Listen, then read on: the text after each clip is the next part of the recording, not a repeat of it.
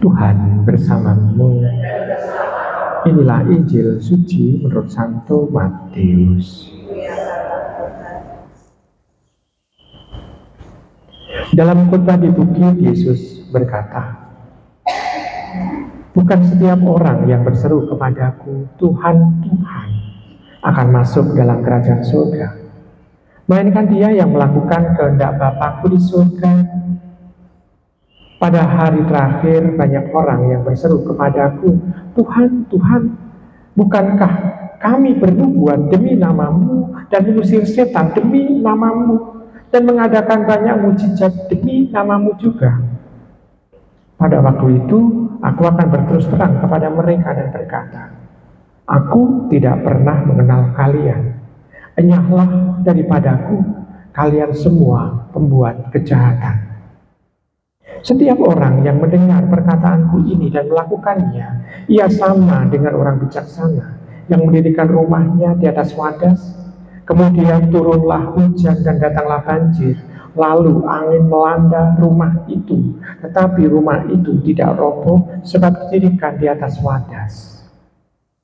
Tetapi setiap orang yang mendengar perkataanku ini dan tidak melakukannya, ia sama dengan orang bodoh yang mendirikan rumahnya di atas pasir.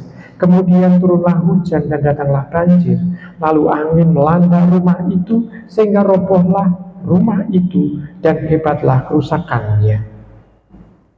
Setelah Yesus mengakhiri perkataannya ini, takjublah orang banyak itu mendengar pengajarannya, sebab ia mengajar mereka sebagai orang yang berkuasa, bukan seperti ahli-ahli Taurat mereka. Demikianlah sabda Tuhan.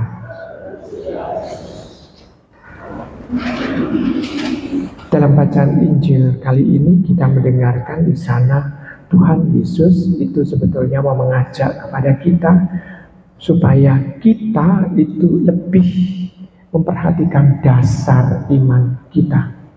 Di dasar iman kita yang harus kita perhatikan. Kenapa?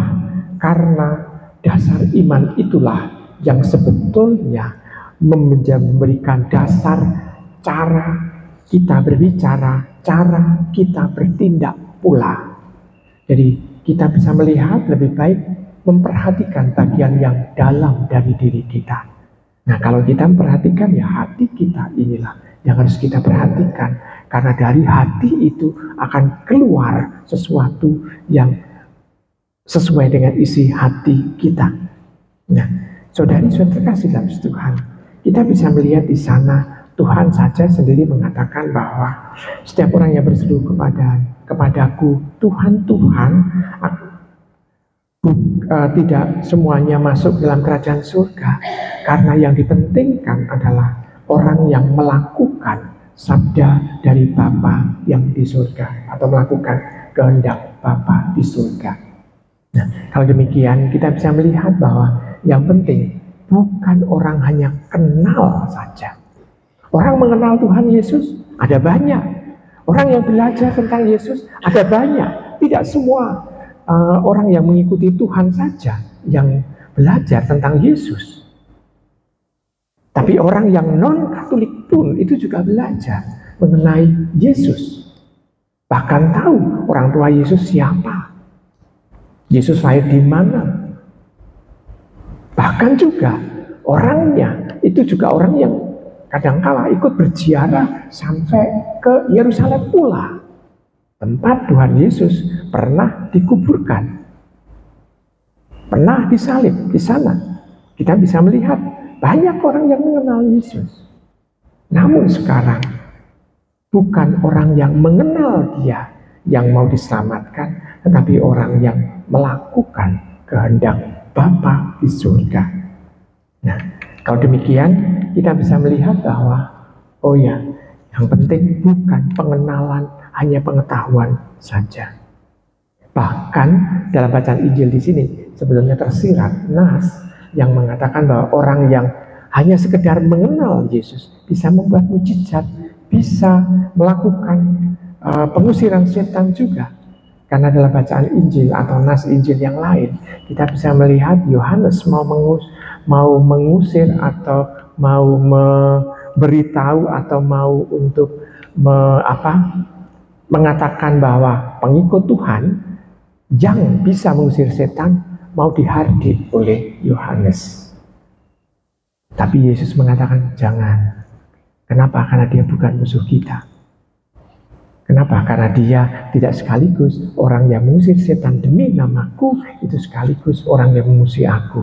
Dan situ kita bisa melihat Tuhan Yesus itu tetap mengatakan bahwa jangan dihardik atau jangan dihukum sementara dia masih tinggal di dunia ini.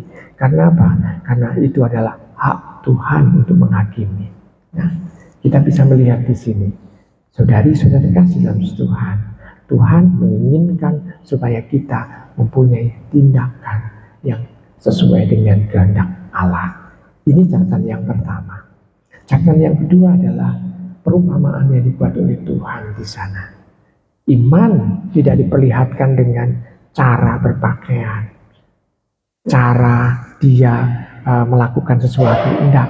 Namun segala sesuatu yang kelihatan ini digerakkan oleh yang dari dalam ini.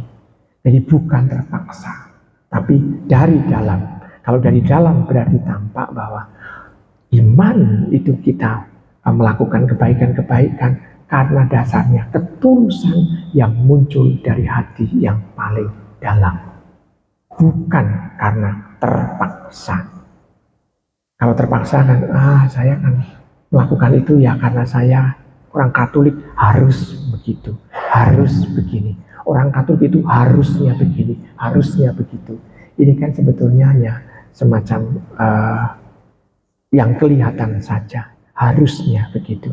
Tetapi kalau ini harusnya begitu karena Tuhan, karena Allah yang menuntun saya. Nah, inilah yang sebetulnya mau ditemukan oleh Tuhan untuk diselamatkan. Maka kita harus melihat bahwa kita melakukan itu karena Tuhan yang menuntun kita untuk melakukan tindakan kebaikan itu. Selamat merenungkan.